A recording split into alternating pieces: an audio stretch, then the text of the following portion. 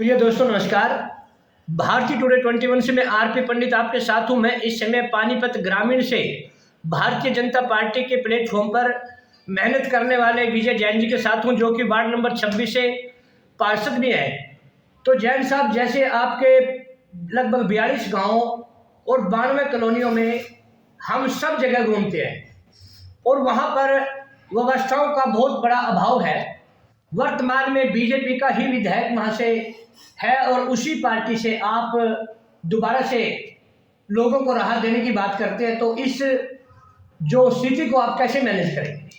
सबसे पहले तो आपको और आपके चैनल के दर्शकों को मेरा नमस्कार। मैं आपको बताना चाहूँगा कि भारतीय जनता पार्टी के समय में काम बहुत हुए कॉलोनियों में।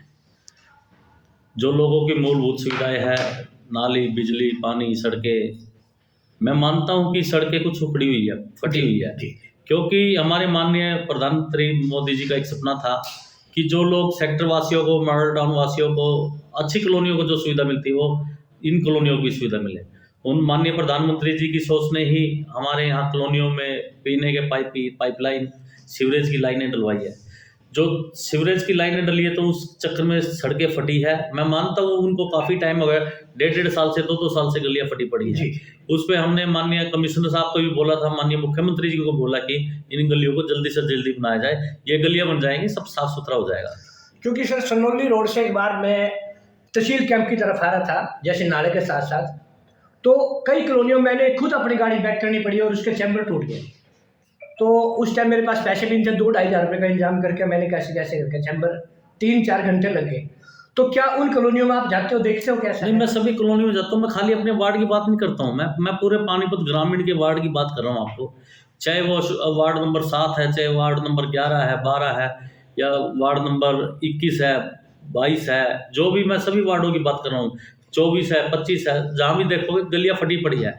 हमने गुहार लगाई थी और माननीय मुख्यमंत्री जी ने पीछे जो हमारी पूरी टीम गई थी उनके पास, डिप्टी मेयर वगैरह, senior deputy mayor Dushyant Bhatt ji, mayor madam Lokesh Nagu ji, सभी गए थे। तो माननीय मुख्यमंत्री जी ने वो शायद ग्रांट भी आ गई होगी, मेरी कमिश्नर साहब से दिवाली के मौके में हम विश करने गए थे कमिश्नर साहब से। उन्होंने कहा था कि इस महीने में टेंडर लग जाएगा और अगले महीने काम वर्क आउट करके काम शुरू करवा देंगे। अच्छा जैन साहब, अगर आपको मौका मिला तो आपका क्या सपना है पानीपत के लिए? पानीपत तो मेरा मेन सपना तो देखो शिक्षा और स्वास्थ्य सबसे बड़ा रहेगा, क्योंकि आम आदमी, हमारा पानीपत ग्रामीण में गरीब आदमी ज़्यादा रहते हैं और सभी, कोई फैक्ट्रियों में काम करता है, कोई दुकानों पे काम करता है। देखो, अगर किसी गरीब आदमी को बुखार भी हो जाए ना, तो वो दवाई जो लेता है उसके ऊपर कर्जा चढ़ जाता है।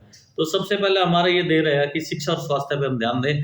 हमारे जैसे सरकारी हॉस्पिटल है उसकी हालत और अच्छी बेहतर हो और अच्छे डॉक्टर आए उसमें, ताकि वहाँ पे लोगों का फ्री में इलाज हो। हमारा उस पर मेन ध्यान उसी पर रहेगा। तो जैन साहब, आप जैसे पब्लिक में प्रतिदिन जाते हो, कई प्रोग्राम अटेंड करते हो, आपको उससे ज़्यादा लाभ मिलता नजर आ रहा है, या आपका एक प्रतिष्ठावान परिवार है, जो परिवार की बैकग्राउंड है बहुत प्रतिष्ठावान है, औद्योगिक इकाइयों में आपका नाम है, तो आपको जैसे अभी 3 दिसंबर को 5 राज्यों के चुनाव का भी एक नतीजा आएगा, तो उसके अभाव में आपको क्या लगता है कि अगर वो नतीजे आएंगे तो क्या तय करेंगे?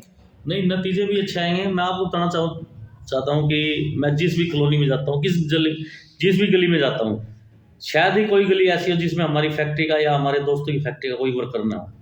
तो हम उनके दुख दर्द में जाते हैं, उनकी पूछते हैं भाई उनके क्या सुविधा चाहिए, क्या दुख दर्द है।